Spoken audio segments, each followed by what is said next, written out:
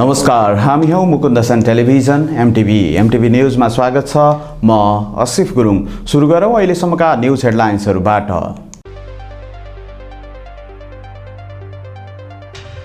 आगामी निर्वाचनबाट आफ्नो पार्टी जनादेश मार्फत राजकीय सत्तामा फर्कने एमाले नेता बादलको दाबी। ओली नेतृत्वमा सक्षम केन्द्रीय कमिटी निर्माण गरेर अघि बढ्ने भनाई। जबराले पैसा लिएर गरेको फैसलाको सूचना भए उपलब्ध गराउन सेवाग्राहीहरूलाई नेपाल बारको आग्रह। जबराको बहिर्गमनका लागि सहयोग गर्न सभामुखसँग अपिल। नेकपा एमाले महाधिवेशन उद्घाटन स्थलको मञ्चमा अत्याधुनिक प्रविधि सहितको उपकरण जडान गरिने। थप 100 जना ट्राफिक प्रहरी परिचालन।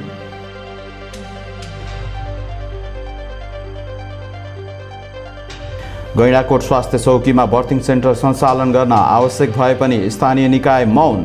घरमै सुत्केरी हुने महिलाको स्वास्थ्य जोखिममा रहेको अनमी अधिकृत रिजालको भनाई। र पहिलो प्रधान सेनापति राष्ट्रिय लं टेनिस प्रतियोगिता हुने। मङ्सिर 27 देखि पौष 5 गतेसम्म हुने प्रतियोगितामा खुल्लातर्फ महिला र पुरुष गरी 4 प्रतिस्पर्धा हुँदै।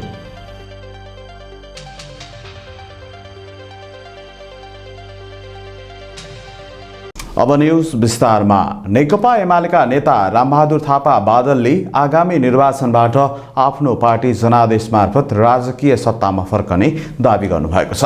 उहाँले आगामी महाधिवेशन मार्फत केपी शर्मा ओली नेतृत्वमा पार्टी पुनः सङ्गठित गर्न चाहेको बताउनुभयो। पार्टीको 10औं राष्ट्रिय महाधिवेशन मूल व्यवस्थापन कमिटीका संयोजक समेत रहनुभएका बादलले आगामी निर्वाचनमा आफ्नै पार्टी नेतृत्वमा सरकार बनाउने यो महाधिवेशन ऐतिहासिक महत्त्वको भएको उल्लेख गर्नुभयो।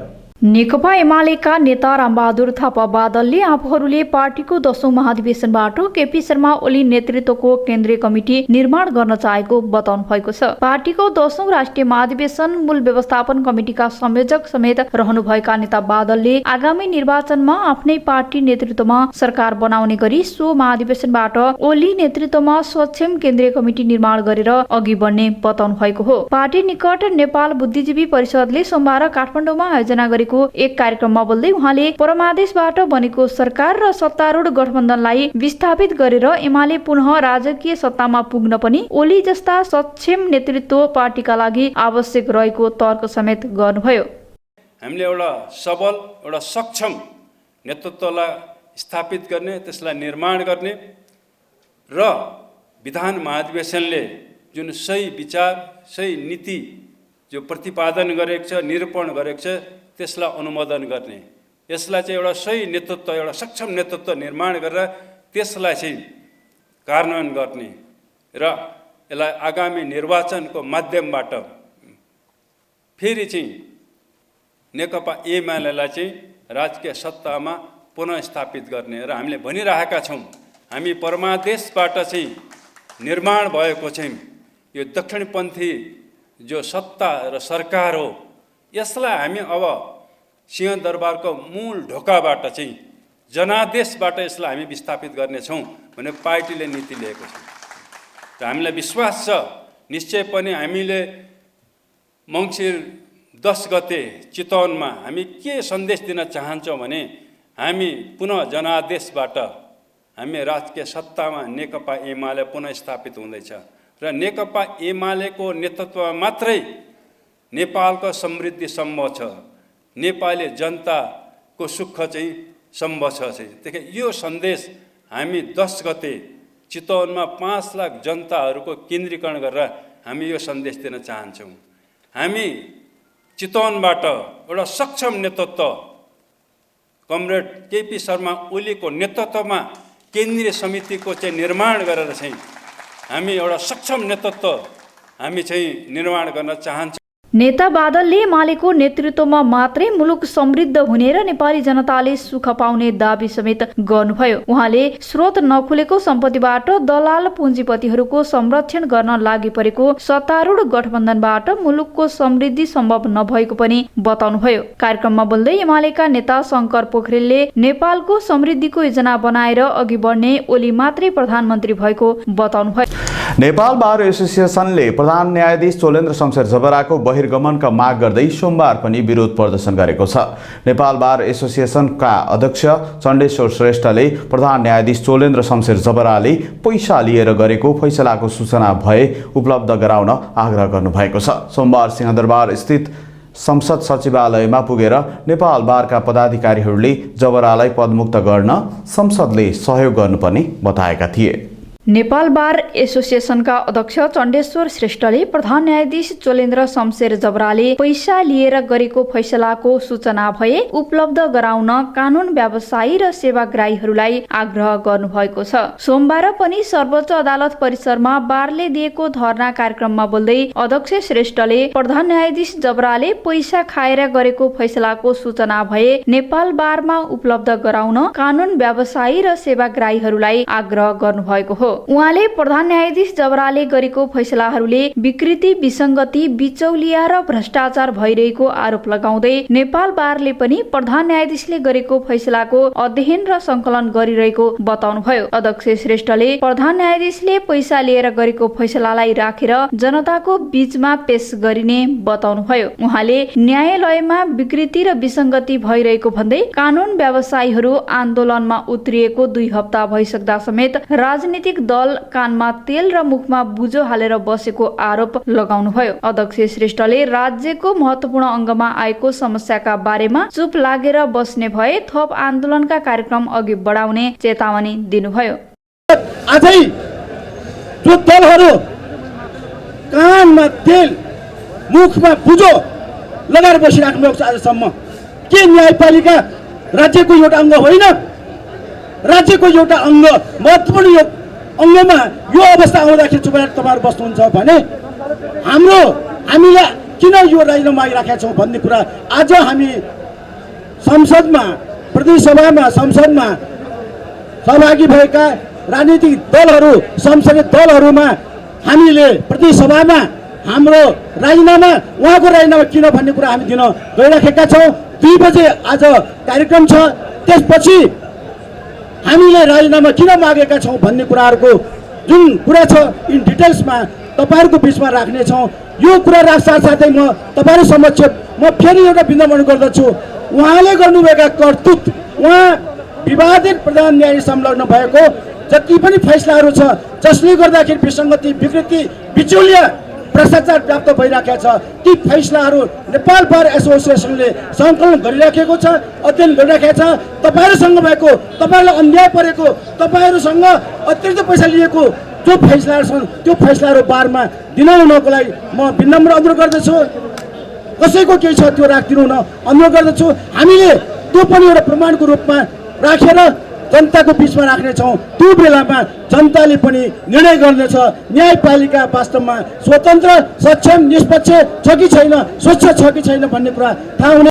अध्यक्ष श्रेष्ठले प्रधान न्यायाधीश जबराले 3 वर्ष न्यायपालिका र पूर्व न्यायपालिका र सेवाग्राहीमाथि अन्याय गरेको आरोप लगाउँदै अब अन्याय हुन नदिने बताउनुभयो। उहाँले प्रधान न्यायाधीश जबराले धनाढ्यहरूको मुद्दामा मात्रै काम गरिरहेको तर 15-16 वर्ष अघिका मुद्दा नहेरेको दावी समेत गर्नुभयो।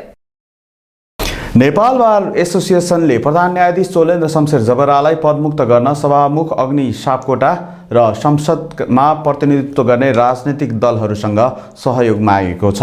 प्रधान न्यायाधीश जबरामाथि लागेको आरोपसहित बारले सभामुख सापकोटा र विभिन्न दलका नेताहरूलाई ज्ञापन पत्र बुझाई अप्रत्यक्ष रूपमा महाअभियोगको प्रक्रिया अघि बढाउन अनुरोध गरेको छ। सभामुख अग्निप्रसाद सापकोटाले न्यायपालिकामा देखिएको समस्याको सहज र स्वाभाविक निकास निकाल्न सम्बद्ध सबै पक्ष गम्भीर हुनुपर्ने बताउनु भएको छ। सोमबार नेपाल बार एसोसिएसनको ध्यानाकर्षण पत्र बुझ्दै सभामुख सापकोटाले न्यायपालिका भित्र देखिएका समस्याको सहज र स्वाभाविक निकास निकाल्नका लागि सम्बद्ध पक्ष गम्भीर हुनुपर्ने बताउनु भएको हो। उहाँले आफ्नो तर्फबाट निष्पक्ष, स्वतन्त्र र तटस्थ भूमिका निर्वाह गर्ने भन्दै उहाँले न्यायपालिकाको समस्या समाधान छिटो भन्दा छिटो निकाल्नु पर्नेमा जोड दिनुभयो। सभामुख सापकोटाले न्यायपालिकामा के कामले गर्दा समस्या गहिरिँदै गएको हो भन्ने सम्बन्धमा आफूले चिन्तन गरिरहेको पनि उल्लेख गर्नुभयो। संघीय संसदको यो परिसरभित्र हार्दिक स्वागत गर्न चाहन्छु र मेरो पहिलेदेखि यो अहिले न्याय क्षेत्रमा जे भइरहेको छ त्यसको बारेमा गम्भीर रूपले ध्यान आकर्षण भएकै थियो। अहिले तपाईँ भौतिक रूपमा सशरीरै उपस्थित भएर आफ्ना भनाइहरू लिपिबद्ध रूपमा राख्नुभएको छ र तपाईँहरूले मलाई हस्तान्तरण गर्नुभएको छ। यसको बारेमा अझ मैले गहन विस्तृत अध्ययन गर्ने नै छु। त्यसका साथसाथै म मेरो जिम्मेवारीको तहबाट निष्पक्ष, स्वतन्त्र र एउटा तटस्थ भूमिका सहित गर्छु। तर त्यो मेरो निष्पक्षता, मेरो स्वतन्त्रता, मेरो निष्पक्षता देश, जनता र भनौँ न यो तीनटा सर्वोच्च अङ्गहरू कार्यपालिका, न्यायपालिका र व्यवस्थापिकाको कोच गरिमा र यसमै सम्पूर्ण राज्यको स्वत्व र यसको ओजस्वीता केन्द्रित भएको हुन्छ। र अहिले जे बहस भइरहेको छ, मैले निकै नजिकबाट यसलाई अध्ययन गर्न कोसिस गरिरहेको छु। सभामुख सापकोटाले न्यायपालिकाको समस्या समाधानका लागि आफ्नो विवेक र चेतनाले निर्देशित गरे अनुसार लाग्ने बताउनुभयो। आफूलाई सत्य के हो भन्ने लाग्छ, सोही अनुसार सत्यको पक्षमा पहल कदमी लिने उहाँको भनाइ छ। ढिलाइ नगरिकन निष्कर्ष निकाल्नुपर्ने विषय हो। फेरि पनि अब मैले अहिले धेरै मूर्ततिर जानुभन्दा पनि यो कति महत्त्वपूर्ण छ, तपाईँले कति महत्त्वपूर्ण छ भन्ने कुरा आफ्नो ध्यानाकर्षण पत्रमा पनि उल्लेख गर्नुभएको छ। र पहिले पनि यो समस्या जति गहिरिँदै गएको छ, त्यो समस्या गहिरिँदै जानमा चाहिँ के काम गरिरहेको छ, किन यति धेरै चाहिँ यो लम्बिरहेको छ भन्ने कुरामा मैले अब चिन्ता भन्दा पनि चिन्तनतिर आफूलाई चाहिँ केन्द्रित गरेको छु। र म सबै तपाईँहरूका विषयमा भनौँ न, तपाईँहरूले जति बहसलाई चाहिँ अगाडि बढाउनु भएको छ, आफ्नो क्रियाकलापलाई अगाडि बढाउनु भएको छ, त्यो रामसा पथ स्थित होइन सर्वोच्च अदालतको परिसरमा, नेपाल बारको परिसरमा जे खालका गतिविधिहरू भइरहेका छन्, जे बहस छलफल भइरहेको छ, त्यसमा मेरो निकै गम्भीर ढङ्गले चाहिँ ध्यान आकर्षण भएको छ। अहिलेको ध्यान आकर्षण पत्रले त झन् म तपाईँहरूका शब्दभित्र पसेर होइन त्यसमा पस्नेछु। र म के विश्वास दिलाउन चाहन्छु भने व्यवस्थापिकाको अथवा सङ्घीय संसदको नेतृत्वको हैसियतले मेरो ठाउँबाट यो जुन बहस उठान गर्नुभएको छ, मैले अहिले त्यो शब्द प्रयोग गरेँ, उठान गर्नुभएको छ, यसमा मैले खेल्नुपर्ने भूमिका मेरो बुद्धि, विवेक, योग्यता, क्षमता र अझ भन्दाखेरि मेरो विवेक र चेतनाले निर्देशित गरे अनुसार नै म यो समाधानमा चाहिँ लाग्नेछु। मलाई लाग्छ यो एउटा सत्यको अन्वेषण पनि हो। जब सत्य यही हो भन्ने लाग्छ, त्यति बेला चाहिँ मैले पहल कदमी लिने कुरामा केही छैन। नेपाल बार एसोसिएसनले प्रधान न्यायाधीश चोलेन्द्र शमशेर जबराको बहिर्गमनको निम्ति गरिरहेको आन्दोलनबारे जानकारी गराउँदै सभामुख सापकोटालाई ध्यानाकर्षण पत्र बुझाएको छ। बारले सभामुख सापकोटालाई ध्यानाकर्षण पत्र बुझाउँदै प्रधान न्यायाधीशको बहिर्गमन र न्यायपालिकाको सुधारको निम्ति दृढतापूर्वक उभिन राजनीतिक दल लगायत सरकारवाला सबैलाई आह्वान गर्दै आएको छ।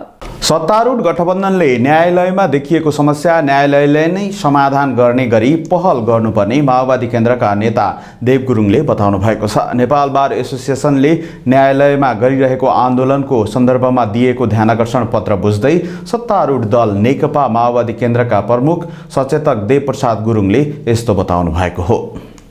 सत्तारूढ दल नेकपा माओवादी केन्द्रका प्रमुख सचेतक देवप्रसाद गुरुङले न्यायालयमा देखिएको समस्या न्यायालयले नै समाधान गर्नुपर्नेमा सत्तारूढ गठबन्धनको मत रहेको बताउनु भएको छ।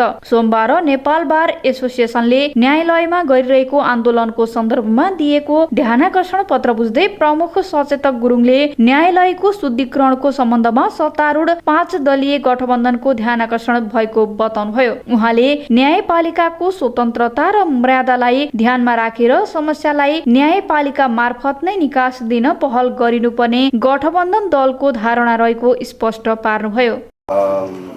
बार एसोसिएसनको यो विषयलाई लिएर, यो मागपत्रको विषयलाई लिएर आज दलमा भेटघाटको लागि भनेर हिजो नै हामीले खबर प्राप्त गरेका थियौँ र त्यो अनुसार दल नेताले चाहिँ श्री विषयहरू लिएर डेलिगेसन आउँदैछ भन्ने कुरा चाहिँ मैले दल नेतालाई चाहिँ अध्यक्षलाई, आदरणीय अध्यक्षलाई चाहिँ रेफर गरेका थियौँ तर उहाँ चाहिँ अहिले भ्याली बाहिर चाहिँ अरू कार्यक्रमहरूमा व्यस्त हुनुभएको हुनाले चाहिँ आजको यो भेटघाटमा उपस्थित हुन नसक्ने अवस्था रह्यो र यही जानकारी गराइदिनु होला र चाहिँ यसमा अब बारको तर्फबाट उठाइरहेका मागहरूको सन्दर्भमा, ज्ञापन पत्रको सन्दर्भमा प्रमुख सचेतकको हिसाबले तपाईँले रिसिभ गर्नुहोला र त्यो विषयमा हामी गम्भीरतापूर्वक लिनेछौँ र भनेर भन्नुभएको छ।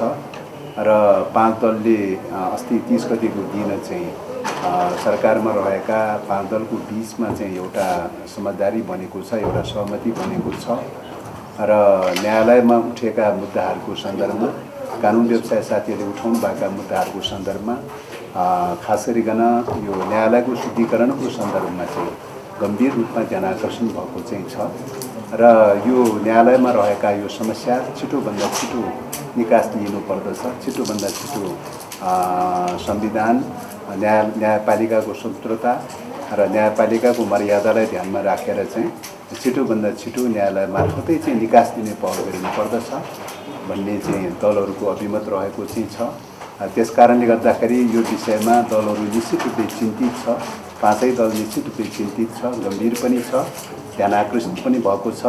यो समस्यालाई छिटोभन्दा छिटो, न्यायालयको समस्यालाई छिटोभन्दा छिटो समाधान होस्, सम्बोधन होस्। उहाँले माओवादी केन्द्र पनि छिटो समस्या समाधान होस् भन्ने कुरामा प्रतिबद्ध रहेको उल्लेख गर्नुभयो। प्रमुख सचेतक गुरुङले आफ्नो पार्टीले अदालतमा देखिएको समस्या समाधानका लागि सबैलाई आग्रह गरिराखेको पनि बताउनुभयो।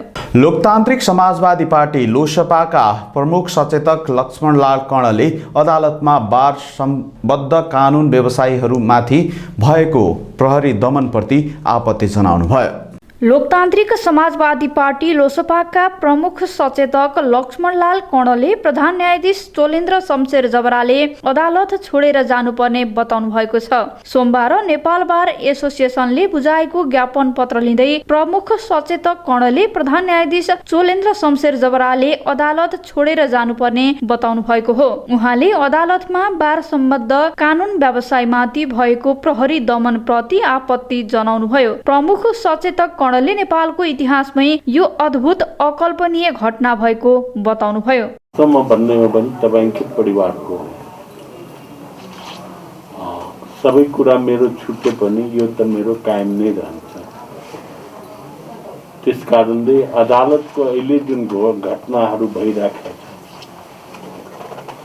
र जुन किसिमबाट म देखिराखेको छु साह्रै व्यथित छु म आफै। मलाई लाग्छ नेपालको हिस्ट्रीमा यो अद्भुत घटना हो। अस्ति एउटा भिडियो देखेका थिएँ, पुरा यहाँसम्म काटेको मान्छे, यो कपाल काटेको आएर वकिलहरूसँग बाजिराखेका रहेछ।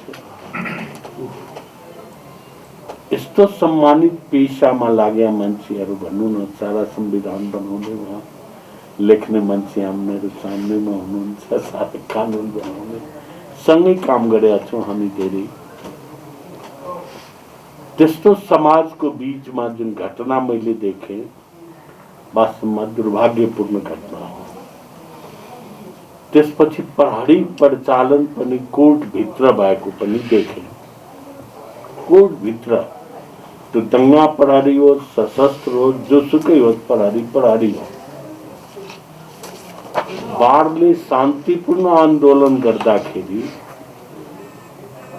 जनरल पब्लिकले गर्न पाउँछ भने बार एसोसिएसनले गर्न नपाउने पनि हुन्छ शान्तिपूर्ण आन्दोलन।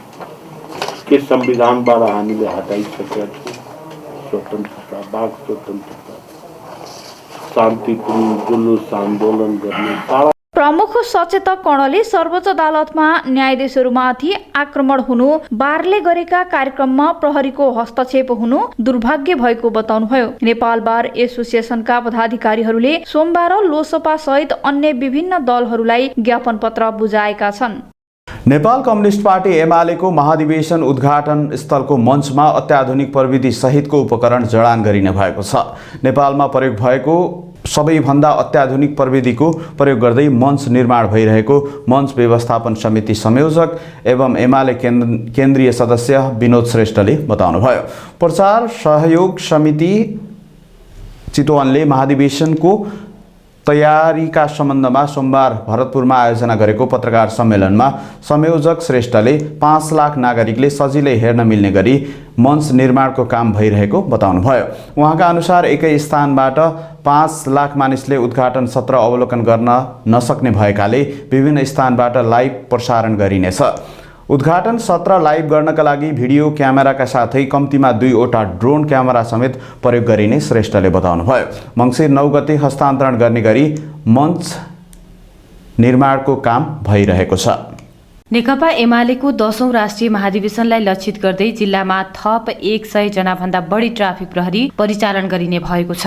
महाधिवेशनको उद्घाटनमा धेरै सवारी साधन आउने र यातायात व्यवस्थापनमा समस्या हुने देखिएपछि थप ट्राफिक प्रहरी परिचालन गर्न लागिएको हो। जिल्ला ट्राफिक प्रहरी कार्यालय चितवन तथा बागमती प्रदेश ट्राफिक प्रहरी कार्यालयसँगको समन्वयमा थप प्रहरी परिचालन गर्न लागिएको हो। यातायात प्रबन्ध समितिका संयोजक कृष्ण भुर्तेलले महाधिवेशन उद्घाटनका दिन जिल्लाको यातायात व्यवस्थापनलाई सहज बनाउन थप जनशक्ति परिचालन गर्ने गरी काम भइरहेको जानकारी दिनुभयो। मङ्सिर 9 गतेदेखि नै नारायणगढ र भरतपुर क्षेत्रलाई केन्द्रित गरेर ट्राफिक प्रहरीको थप जनशक्ति परिचालन गर्ने गरी समन्वय भएको भुर्तेलले जानकारी दिनुभयो। महाधिवेशन उद्घाटनका दिन आउने सवारी साधनलाई व्यवस्थित गर्दै यातायातको सहज आवागमन गराउनका लागि अहिलेबाटै गृह कार्य भइरहेको जिल्ला ट्राफिक प्रहरी कार्यालय चितवनका प्रमुख ट्राफिक प्रहरी निरीक्षक भगवान राज थापाले बताउनुभयो। जिल्लामा हाल 40 जना ट्राफिक प्रहरीले काम गरिरहेको भन्दै थप 100 जना जनशक्तिले ट्राफिक व्यवस्थापनको काम गर्ने थापाको भनाइ छ।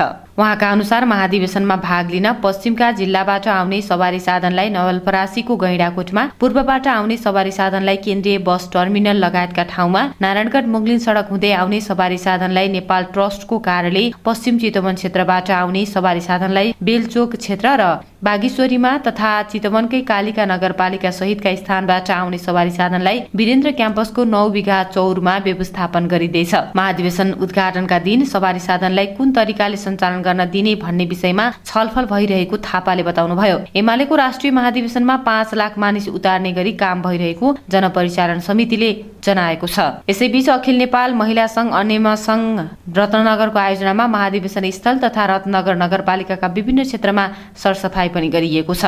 यस्तै नेपाल कम्युनिस्ट पार्टी एमालेको 10औं राष्ट्रिय महाधिवेशनको प्रचार गर्नका लागि आयोजित मोटरसाइकल र्यालीको तयारी पूरा भएको छ। मङ्सिर 10 गतेमा चितवनको नारायणी नदी किनारमा हुने महाधिवेशन उद्घाटनका लागि मंगलबार बृहत मोटरसाइकल र्यालीको आयोजना गरिएको छ। जिल्लाका विभिन्न स्थानबाट महाधिवेशन उद्घाटन स्थल नारायणी नदी किनारमा भेला भएर दिउँसो 1 बजे मोटरसाइकल र्याली निकालिने तयारी भएको प्रचार सहयोग समिति चितवनका संयोजक विजय सुवेदीले बताउनुभयो। कांग्रेसको 14औं महाधिवेशन अन्तर्गत कास्कीका 3वटै निर्वाचन क्षेत्रमा मतदाता तथा शुभेच्छुकहरूले भोट मागिरहेको दृश्यले आम निर्वाचनको झल्को दिएको छ। सामाजिक सञ्जाललाई पनि उनीहरूले भोट माग्ने र प्रचार प्रसार गर्ने थलोका रूपमा धेरै प्रयोग गरेको पाइएको छ। कांग्रेसको 14औं महाधिवेशन अन्तर्गत कास्कीका 3वटै निर्वाचन क्षेत्रमा भएको निर्वाचनमा आम निर्वाचनकै झल्को देखिएको छ। सोमबार 3वटै निर्वाचन क्षेत्रमा भएको निर्वाचनले आम निर्वाचनको झल्को दिएको हो। सडकदेखि 3 मतदान स्थलसम्म कांग्रेसका उम्मेद्वार र समर्थकहरूले उम्मेद्वारको पम्पलेट भिरेर मतदाता तथा शुभेच्छुकले भोट मागिरहेको दृश्यले आम निर्वाचनको झल्को दिइरहेको थियो। उम्मेद्वारहरूले पनि नमस्कार गर्दै मतदाता फकाइरहेका थिए भने भोट पनि मागिरहेका राखिरहेका थिए। त्यसैगरी सामाजिक सञ्जाललाई पनि भोट माग्ने र प्रचार प्रसार गर्ने थलोको रूपमा भरपूर प्रयोग गरेका थिए। केही उम्मेद्वारहरूले भने ठूला पम्पलेट र पोस्टर बनाएर मतदान स्थल अगाडि प्रदर्शन गरिरहेका थिए। जिल्लामा करिब 300 बढी उम्मेद्वार विभिन्न पदका लागि प्रतिस्पर्धामा छन्। कास्की कांग्रेसमा केन्द्रको गुटको प्रभाव खासै नदेखिए पनि स्थानीय गुट हावी भएको छ। क्षेत्र नम्बर 1 मा कास्कीका जिल्ला सभापति कृष्ण केसी र पूर्व सभापति तथा पूर्व मन्त्री यज्ञबहादुर थापाको छुट्टा छुट्टै प्यानल बीच प्रतिस्पर्धा रहेको छ। त्यसैगरी क्षेत्र नम्बर 2 मा पुराना नेता शुक्रराज शर्मा र अर्का नेता देवराज चालिसेको प्यानल छ भने क्षेत्र नम्बर 3 मा तरुण दल सभापति मनोज गुरुङ र अन्नपूर्ण गाउँपालिका अध्यक्ष युवराज कुमारको देखिने गरी प्यानल बनेको छ। केही उम्मेद्वारहरूले भने स्वतन्त्र उम्मेदवारी पनि दिएका छन्। नेतृत्वमा आउनका लागि यो महाधिवेशनमा बढी आकर्षण युवाहरूको देखिएको छ। पार्टीभित्रको निर्वाचनको जस्तै गरी आम निर्वाचन, स्थानीय र प्रदेश तहको निर्वाचनमा उत्साह देखिए कांग्रेसले कुनै पनि निर्वाचन नहार्ने कास्की कांग्रेसका नेता सोभियत बहादुर अधिकारी बताउनुहुन्छ। नयाँ पिँढी आएछन्, पुरानो पिँढीहरूप्रति सद्भाव छ, त्यो हुनुपर्ने आवश्यकता छ। तर विकृति नआइदियो, लिस्ट बनाएर नगरिकन यो चाहिँ मतदाताहरूको मूल्य र मान्यतालाई उनीहरूको आफ्नो विवेक प्रयोग गर्न दियो भने अत्यन्त राम्रो छ। विवेक प्रयोग गर्न दिइएन भनेदेखि यसले पछि असर गर्न सक्छ भन्ने हाम्रो अनुमान छ। र हिजोका दिनहरूमा पनि साँच्चै भनौँ भने जुन कार्ड बनाउने जुन प्रचार प्रसार लाग्ने छ, यसको चाहिँ यो गतिविधि त होइन, यसको 50% 40% मात्र लाग्ने हो भने पनि काङ्ग्रेसले चुनाव जित्छ है। तर त्यति बेला खोज्नुपर्ने अवस्थाले यो काङ्ग्रेसलाई चाहिँ उभरे। काङ्ग्रेसको कार्यकर्ता नभएको होइन, लगानी गर्ने मान्छे नभएको होइन, अहिले सबले व्यक्तिको चाहिँ जोड्ने हो भने उम्मेदवारले त्यो बेला 50% भन्दा बढी लगानीमा एकदम सकारात्मक आउन सक्छ है। त्यो छ।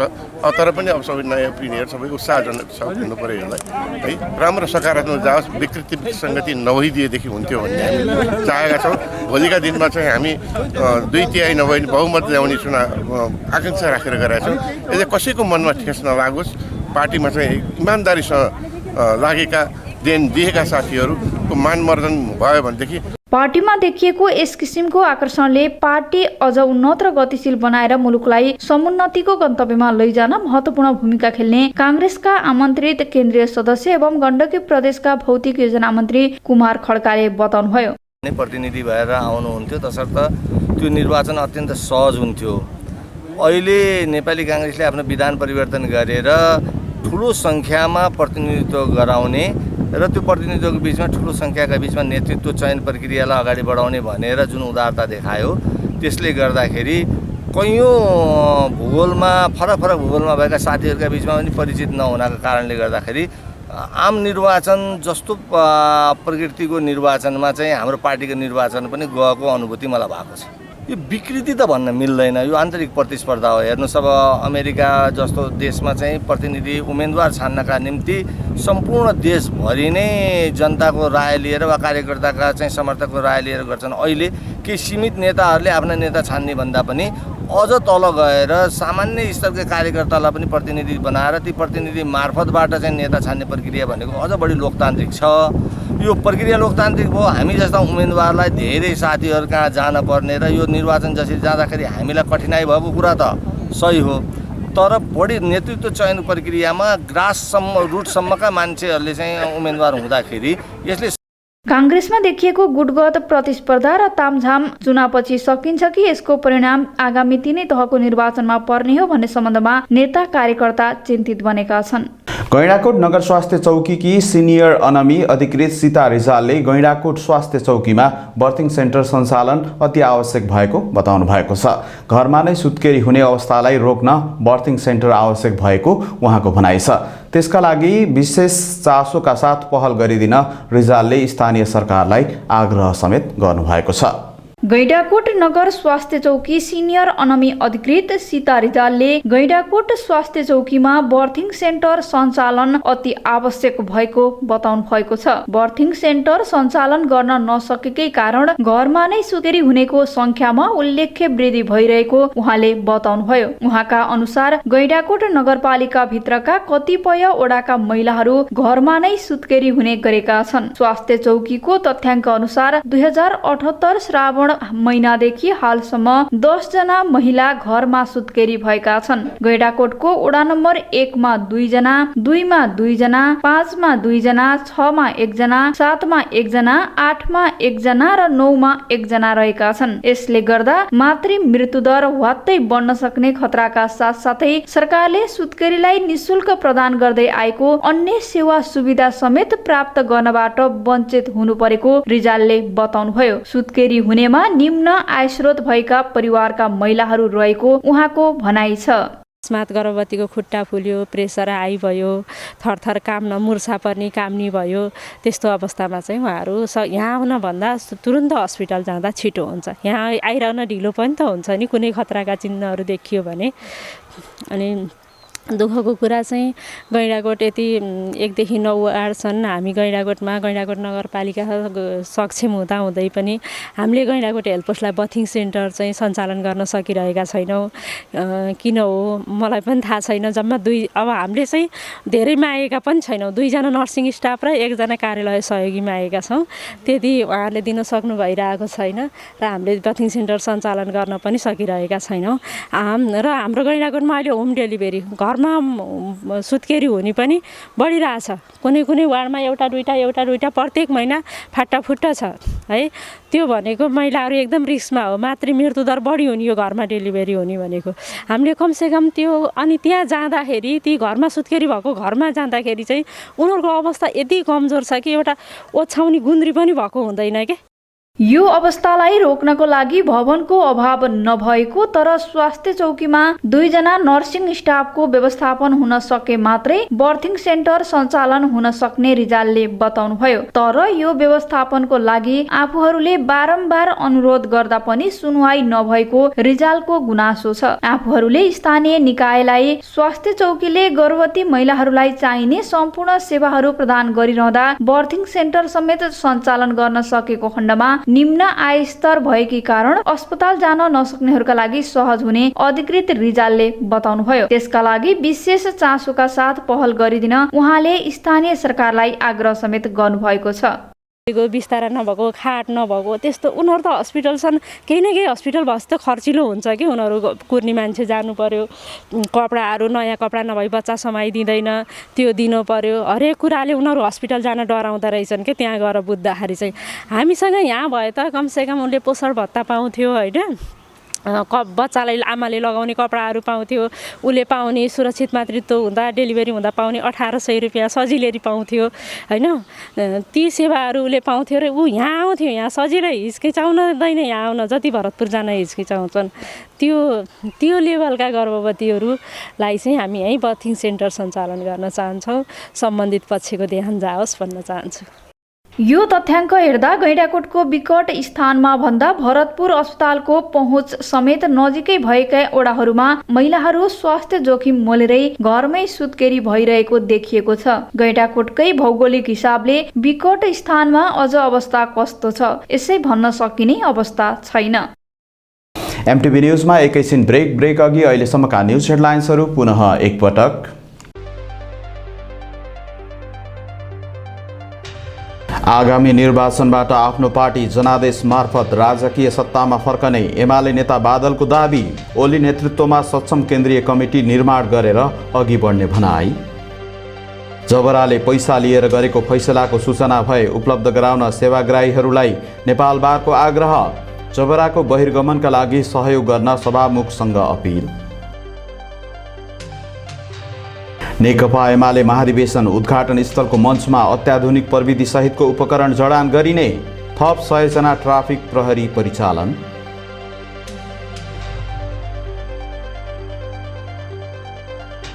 गैंडाकोट स्वास्थ्य चौकीमा बर्थिङ सेन्टर सञ्चालन गर्न आवश्यक भए पनि स्थानीय निकाय मौन। घरमै सुत्केरी हुने महिलाको स्वास्थ्य जोखिममा रहेको अनमी अधिकृत रिजालको भनाई। र पहिलो प्रधान सेनापति राष्ट्रिय लं टेनिस प्रतियोगिता हुने। मङ्सिर 27 देखि पौष 5 गतेसम्म हुने प्रतियोगितामा खुल्लातर्फ महिला र पुरुष गरी 4 प्रतिस्पर्धा हुँदै।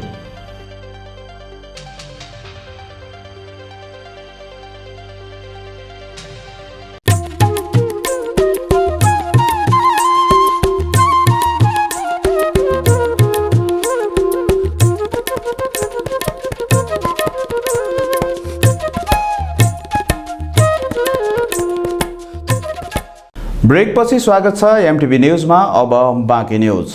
जनकपुर धाम उपमहानगरपालिकाका वडाध्यक्ष र सदस्यहरू आन्दोलनमा उत्रिएका छन्।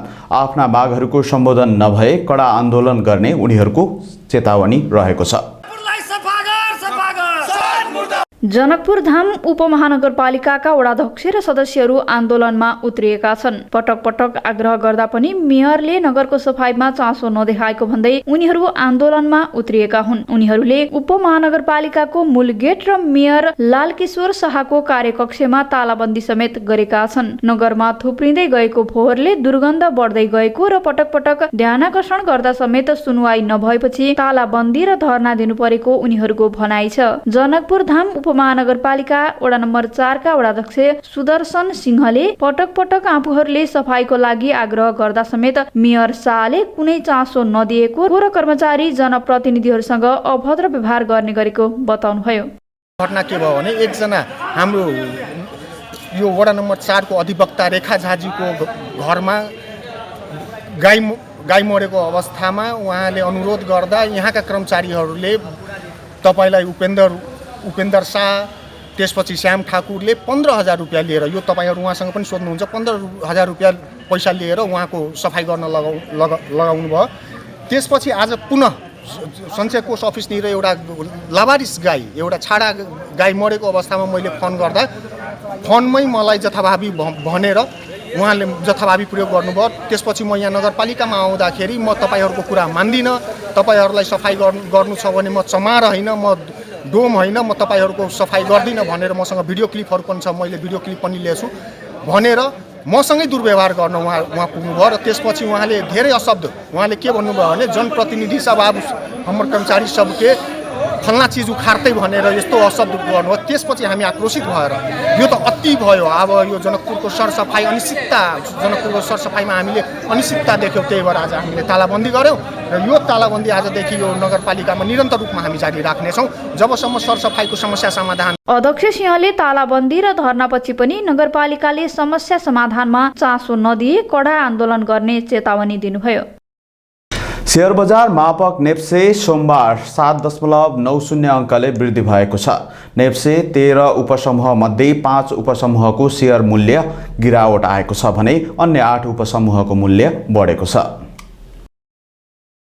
साताको पहिलो दिन आइतबार गिरावट आएको शेयर बजार मापक नेप्से सोमबार सामान्य वृद्धि भएको छ। सोमबार निकै उतार चढावका बीच कारोबारको अन्त्यमा 7.90 अङ्कले वृद्धि भएको छ। नेप्से परिसूचक 7.90 अङ्कले बढेर 2765.43 अङ्कमा पुगेको छ।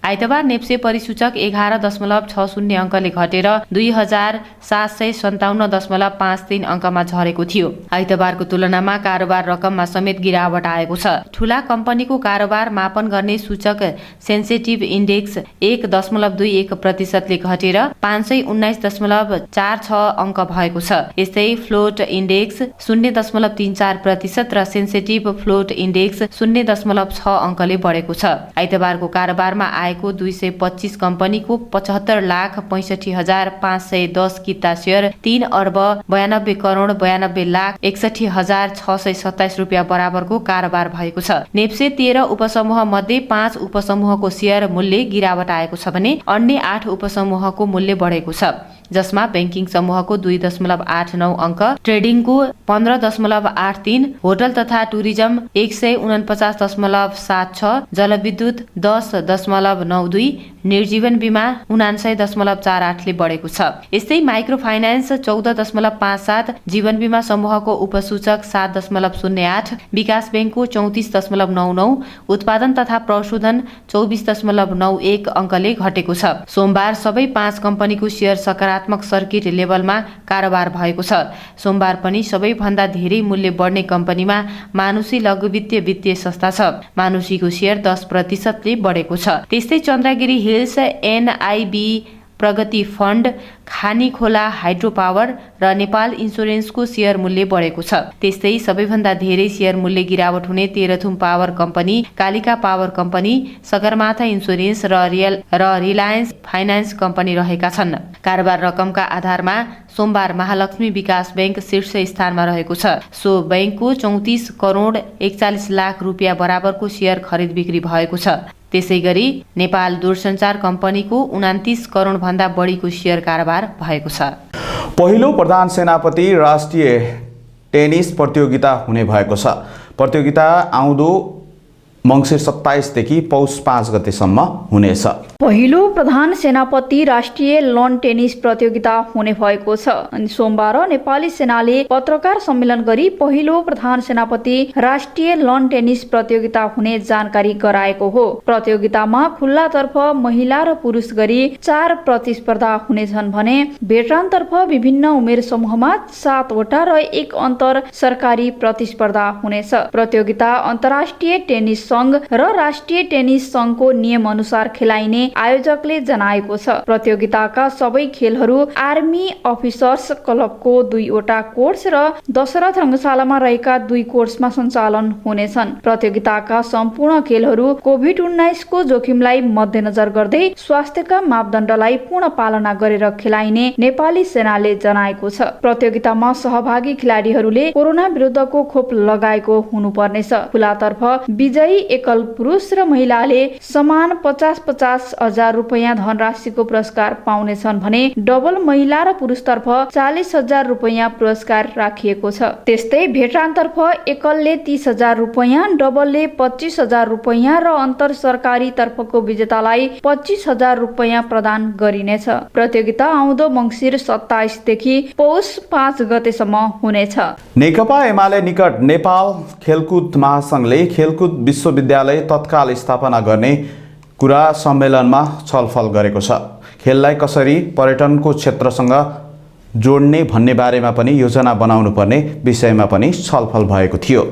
नेकपा एमाले निकट नेपाल खेलकुद महासंघले खेलकुद विश्वविद्यालय तत्काल स्थापना गर्नुपर्ने निष्कर्ष निकालेको छ। काठमाडौँमा 2 दिने खेल नीति सम्मेलन गर्दै महासंघले खेलकुद विश्वविद्यालय तत्काल स्थापना गर्नुपर्ने निष्कर्ष निकालेको हो। सम्मेलनमा महासंघका अध्यक्ष रमेश पौडेलले खेलको माध्यमबाट नेपाली खेलाडीहरूलाई गर्व गर्न सक्ने स्थिति सिर्जना गर्ने बताउनुभयो। पेट खाली राखेर खेलाडीहरूले खेल्न नसक्ने भन्दै उहाँले सम्मेलनले कुन खेलको विकास कसरी गर्ने, खेललाई कसरी औद्योगिकरण गर्ने, व्यावसायीकरण गर्ने र खेललाई कसरी पर्यटनको क्षेत्रसँग जोड्ने भन्ने कुरामा जोड दिएको बताउनुभयो। अध्यक्ष पौडेलले खेलकुद विश्वविद्यालय तत्काल स्थापना गर्ने कुरा सम्मेलनमा छलफल भएको बताउनुभयो।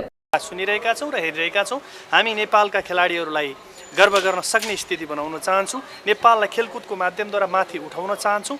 त्यसका लागि यो खेल नीति सम्मेलन यो ऐनको बारेमा मात्रै छलफल गरिरहेका छैनौँ। सरकारले ऐन जारी गरेको छ, 1 वर्ष पुगेको छ, 4 वर्ष फेरि पुनरावलोकन गरौँला। हामी सिङ्गो खेल नीतिको कुरा गरिरहेका छौँ। त्यसभित्र एउटा ऐनको पार्ट होला, खेलाडीको समग्र पार्ट हो, विहङ्गम कुरा गरिरहेका छौँ। हामी पार्टमा खेलको छलफल गरिरहेका छौँ। कुन खेललाई कसरी विकास गर्न सकिन्छ भन्ने छलफल गरिरहेका छौँ र खेललाई औद्योगिकरण कसरी गर्न सकिन्छ, व्यावसायीकरण कसरी गर्न सकिन्छ, खेलकुदको माध्यमद्वारा नेपालको जीडीपीमा कसरी योगदान गर्न सकिन्छ भन्ने कुरामा हामी केन्द्रीकृत छौँ। र त्यो कुराले चाहिँ नि यहाँ नेकपा एमाले या खेलकुद महासङ्घको मात्रै यो सवाल होइन, यो सिङ्गो देशको सवाल हो, जहाँ चाहिँ यो अर्थतन्त्रसँग पनि जोडिन्छ, यो चाहिँ नि पेटको समस्यासँग जोडिन्छ।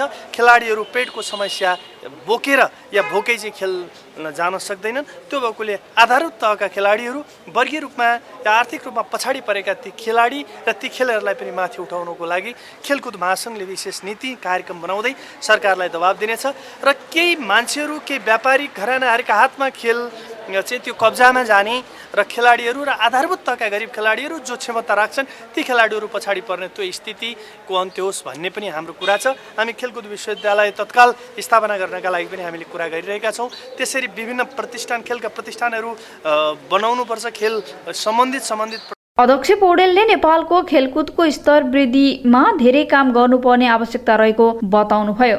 एमटिभी न्युजमा अब केही छोटा समाचार। परराष्ट्र मन्त्रालयले गैर आवासीय नेपाली सङ्घ NRNA को 10औं अन्तर्राष्ट्रिय महाधिवेशन गर्न वर्तमान कार्यसमितिलाई रोक लगाएको छ। मन्त्रालयले एक पत्र लेखी 10औं अन्तर्राष्ट्रिय महाधिवेशन वर्तमान कार्यसमितिले नभई संरक्षक परिषद मार्फत गराउन निर्देशन दिएको हो। पछिल्लो 24 घण्टामा थप 385 जनामा कोरोना भाइरस संक्रमण पुष्टि भएको छ। 9,921 जनाको PCR परीक्षण गर्दा 367 जना र 2,776 जनाको एन्टिजेन परीक्षण गर्दा 18 जना गरी 385 जनामा कोरोना भाइरसको संक्रमण देखिएको स्वास्थ्य तथा जनसङ्ख्या मन्त्रालयले जनाएको छ। यस्तै पछिल्लो 24 घण्टामा कोरोना संक्रमणबाट 4 जनाको मृत्यु भएको छ भने 258 जना निको भएका छन्। निर्वाचन आयोगले मङ्सिर 17 गतेदेखि स्थानीय तहको केन्द्रबाट पनि मतदाता नामावली सङ्कलन सुरु गर्ने भएको छ। हाल 77 जिल्ला प्रशासन कार्यालय र 40 इलाका प्रशासन कार्यालयबाट मतदाता नामावली सङ्कलन भइरहेकोमा अब स्थानीय तहको केन्द्रबाट पनि मतदाता नामावली सङ्कलन गरिने प्रवक्ता शालिग्राम शर्मा पौडेलले जानकारी दिनुभयो। उहाँका अनुसार इलाका प्रशासन कार्यालय र जिल्ला प्रशासन कार्यालय रहेका भन्दा बाहेकका 637 स्थानीय तहको केन्द्रमा मतदाता नामावली सङ्कलन हुनेछ। नेपालका एकमात्र अर्बपति विनोद कुमार चौधरी नेपाली काङ्ग्रेसको महाधिवेशन प्रतिनिधिमा सर्वसम्मत चयन हुनुभएको छ। नवलपुर क्षेत्र नम्बर 1 बाट चौधरी सर्वसम्मत महाधिवेशन प्रतिनिधिमा चयन हुनुभएको हो। चौधरी नेपाली काङ्ग्रेसले 14औं महाधिवेशन का लागि गठित सूचना तथा संचार मन्त्री ज्ञानेन्द्र बहादुर कार्की संयोजक रहेको आर्थिक समितिको सल्लाहकार रहनु भएको छ। भरतपुरमा माओवादी केन्द्रका अध्यक्ष तथा पूर्व प्रधानमन्त्री पुष्पकमल दाहाल प्रचण्ड 7 मन्त्री र उच्च सरकारी अधिकारी सहित समृद्ध भरतपुरका लागि विकास बहस सुरु गरिएको छ। भरतपुर महानगरपालिकाको आयोजनामा भइरहेको कार्यक्रममा संघीय सरकार र बागमती प्रदेशका समेत गरी आधा दर्जनभन्दा बढी मन्त्री उपस्थित भएर विकास बहसमा भाग लिएका छन् भने 2वटा प्रदेशका प्रमुख समेत अहिले चितवनमै छन्। भरतपुरमा रहेको केरुङ्गा घोल संरक्षणका लागि रिटेनिङ वाल लगाउने काम सुरु भएको छ। उक्त कामको सोमबार प्रदेश सभा सांसद विजय सुवेदीले शिलान्यास गर्नुभयो। प्रदेश सरकारको बजेटमा जलस्रोत तथा सिंचाई विकास डिभिजन भरतपुर मार्फत उक्त काम हुन लागेको हो। शिलान्यास गर्दै सांसद विजय सुवेदीले भरतपुरमा तीव्र शहरी विकास भइरहेकाले भविष्यमा केरुङ्गा खोलाको संरक्षणमा चुनौती थपिने हुँदा अहिलेबाट यसको संरक्षणमा जुटेको बताउनुभयो। अस्ट्रेलियाले अन्तर्राष्ट्रिय सीमा खुल्ला गर्ने घोषणा गरेको छ। प्रधानमन्त्री स्कट मरिसनले सोमबार पत्रकार सम्मेलन गर्दै डिसेम्बर 1 देखि अन्तर्राष्ट्रिय विद्यार्थी सहित दक्ष कामदारलाई प्रवेश अनुमति दिइने जनाउनुभयो। त्यहाँका 85% जनसङ्ख्याले कोभिड-19 विरुद्धको खोप लगाइसकेपछि सरकारले यस्तो निर्णय लिएको हो। विदेशीको लागि सीमा खुल्ला गर्ने निर्णयसँगै झन्डै 2 लाख भिसा बाहेक विदेशी तत्कालै अस्ट्रेलियामा भित्रने अपेक्षा गरिएको छ। एमटिभी न्यूजमा अब पालो एमटिभी वेदरको। सोमबार राति प्रदेश 1 बागमती गण्डकी तथा लुम्बिनी प्रदेशको पहाडी भूभागहरूमा आंशिकदेखि सामान्य बदली रही बाँकी भूभागमा मौसम सामान्यतया सफा रहनेछ। प्रदेश 1 र बागमती प्रदेशको पहाडी भूभागको 1-2 स्थानमा हल्का वर्षा र उच्च पहाडी तथा हिमाली भूभागहरूका 1-2 स्थानमा हल्का हिमपातको सम्भावना रहेको छ भने मंगलबार दिउँसो प्रदेश 1 बागमती गण्डकी लुम्बिनी प्रदेशको पहाडी भूभागहरूमा आंशिक बदली रही बाँकी भूभागमा मौसम सामान्यतया सफा रहनेछ। प्रदेश 1 बागमती प्रदेश र गण्डकी प्रदेशको पहाडी भूभागको 1-2 स्थानमा हल्का वर्षा र उच्च पहाडी तथा हिमाली भूभागहरूका 1-2 स्थानमा हल्का हिमपातको सम्भावना रहेको मौसम पूर्वानुमान महाशाखाले जनाएको छ। अब लागौं देशका विभिन्न स्थानका मौसम सम्बन्धी थप जानकारीतर्फ।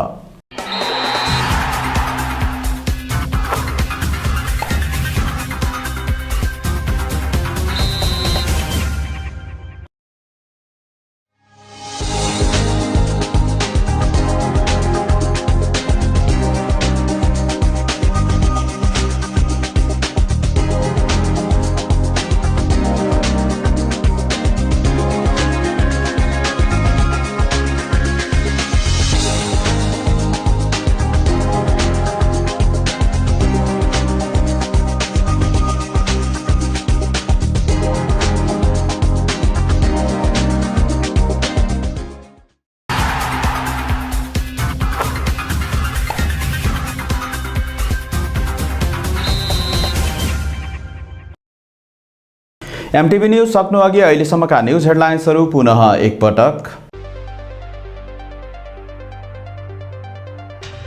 आगामी निर्वाचनबाट आफ्नो पार्टी जनादेश मार्फत राजकीय सत्तामा फर्कने एमाले नेता बादलको दाबी। ओली नेतृत्वमा सक्षम केन्द्रीय कमिटी निर्माण गरेर अघि बढ्ने भनाई। जबराले पैसा लिएर गरेको फैसलाको सूचना भए उपलब्ध गराउन सेवाग्राहीहरूलाई नेपाल बारको आग्रह।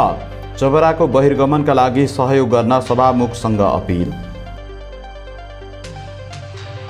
नेकपा एमाले महाधिवेशन उद्घाटन स्थलको मञ्चमा अत्याधुनिक प्रविधि सहितको उपकरण जडान गरिने।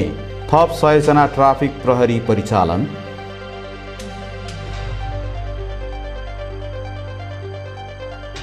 गैंडाकोट स्वास्थ्य चौकीमा बर्थिङ सेन्टर सञ्चालन गर्न आवश्यक भए पनि स्थानीय निकाय मौन। घरमै सुत्केरी हुने महिलाको स्वास्थ्य जोखिममा रहेको अनमी अधिकृत रिजालको भनाई। र पहिलो प्रधान सेनापति राष्ट्रिय लं टेनिस प्रतियोगिता हुने। मङ्सिर 27 देखि पौष 5 गतेसम्म हुने प्रतियोगितामा खुल्लातर्फ महिला र पुरुष गरी 4 प्रतिस्पर्धा हुँदै।